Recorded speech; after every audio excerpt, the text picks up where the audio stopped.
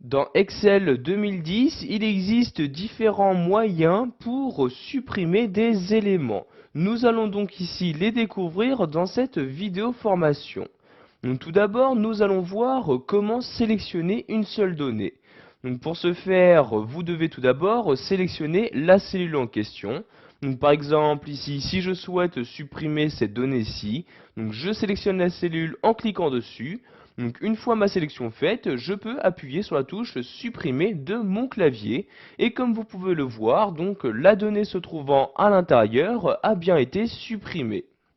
Maintenant, nous allons voir qu'il est également possible, de cette même manière, de supprimer une ligne ou encore une colonne dans son intégralité. Donc, par exemple, ici, je vais prendre cette ligne-là. Donc, tout d'abord, je la sélectionne en cliquant ici sur le numéro de ligne en question. Donc, une fois ma sélection faite, je fais ici un clic droit et voyez donc un menu apparaître. Dans ce menu, vous pouvez voir qu'il y a deux fonctionnalités en rapport avec la suppression. Donc, soit supprimer, soit effacer le contenu.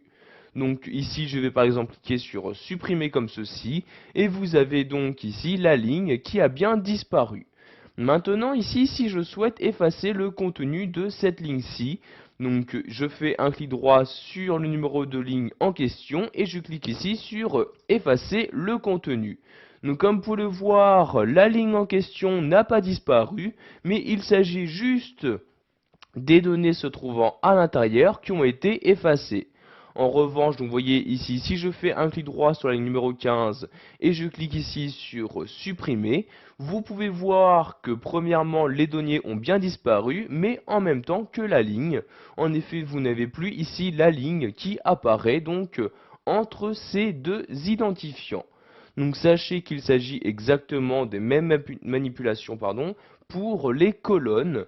Donc par exemple, si je souhaite ici supprimer cette colonne-ci, je fais un clic droit sur le numéro de colonne en question et je choisis donc soit supprimer, soit juste effacer le contenu. Donc par exemple ici je clique sur effacer le contenu et vous avez donc maintenant dans cette colonne-ci, donc toujours la colonne qui apparaît, mais cette colonne est maintenant vide. Voilà, vous savez maintenant comment supprimer des éléments dans votre document Excel 2010, qu'il s'agisse d'une seule cellule ou encore d'une ligne ou d'une colonne dans son intégralité.